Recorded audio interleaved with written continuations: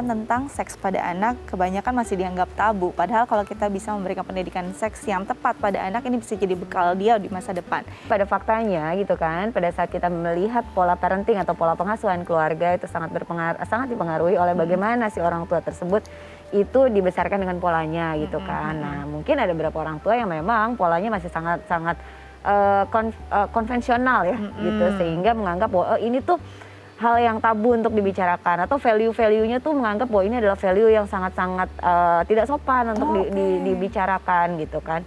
Padahal kalau kita melihat untuk kebaikan anak, sebetulnya akan sangat baik jika memang anak tahu dan paham hal tersebut pertama kali dari orang tuanya gitu. Semenjak usia kecil, usia 3 tahun, 2 tahun itu anak sudah mulai berbicara, itu sebetulnya pendidikan seks pada anak itu sudah dimulai dari situ. Karena mungkin banyak orang yang berpikiran bahwa pendidikan seks pada anak adalah kaitannya adalah dengan alat kelamin, aktivitas seks yang seperti itu. Padahal kan nggak kayak gitu.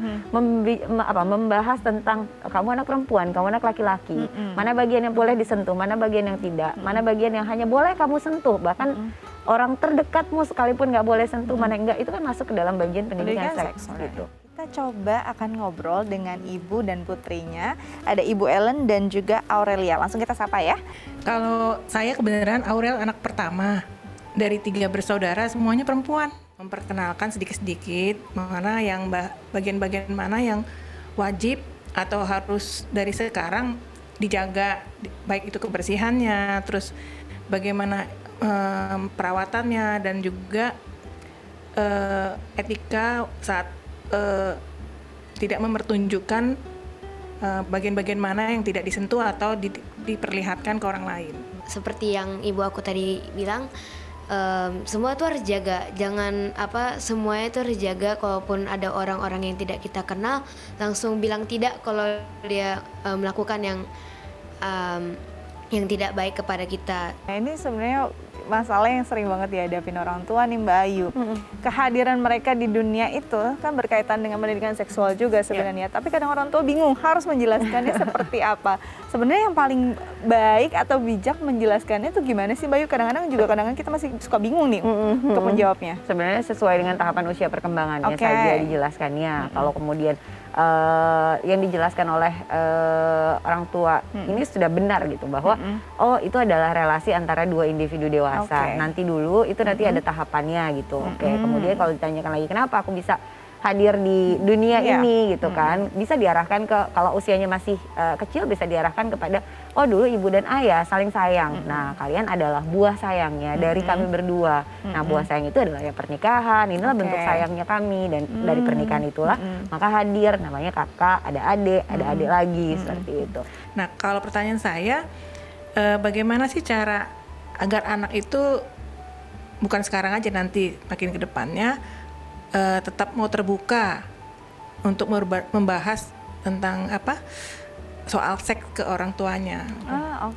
Bagus nih pertanyaannya. Kadang-kadang soalnya di usia remaja justru dia jadi tertutup, ngobrolnya sama temennya lagi, bukan sama orang tuanya. Gimana nih biar tetap terbuka? Biar tetap terbuka harus dibuat nyaman. Biar nyaman artinya adalah diterima dulu apa-apa yang dipertanyakan oleh anak.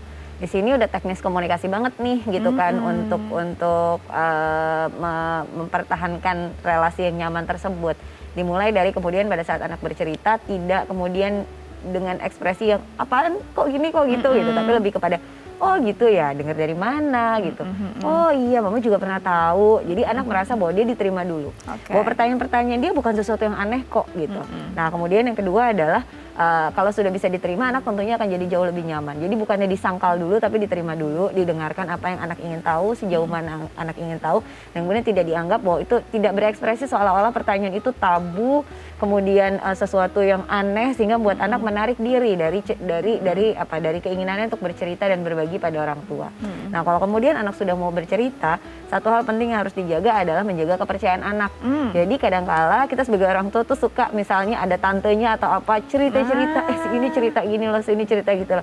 Kalau anak kemudian mendengarkan merasa bahwa iya kok mama cerita sih, sementara kan it's private life yang aku bagi hanya dengan ibuku. Nah jagalah kepercayaan itu sehingga pada akhirnya anak tahu bahwa dia bisa nyaman bercerita, dia diterima, dan apa yang dia sampaikan itu aman antara dia dengan orang yang sangat dipercaya, yaitu ibunya. Ini kalau kita bicara ada pendidikan seks yang salah nggak sih, yang bisa akhirnya berdampak panjang pada anak? Kalau kita berbicara mengenai pendidikan seks yang salah, sepanjang caranya dilakukan dengan tepat itu Oke aja itu ya. oke aja gitu kan. Kecuali memang ada kondisi-kondisi tertentu tadi kayak mengajarkan tapi tidak sejalan dengan apa yang dilakukan. Kemudian mengajarkan dengan bahasa-bahasa yang karena ini tabu. Jadi akhirnya bahasa-bahasanya tuh diganti dengan bahasa yang lebih lucu gitu. Lebih lucu, ajaib ya, unik. Katanya lebih sopan Lebih gitu kan, tapi sopan. sebenarnya itu nggak Iya. tepat atau nggak Iya. sesuai gitu. Sebaiknya sih hal-hal tersebut yang dihindari. Mungkin hal yang harus diperluas adalah pemahaman bahwa pendidikan seks itu bukan hanya terkait dengan aktivitas seksual Yes, saja, betul. melainkan memberikan edukasi kepada anak tentang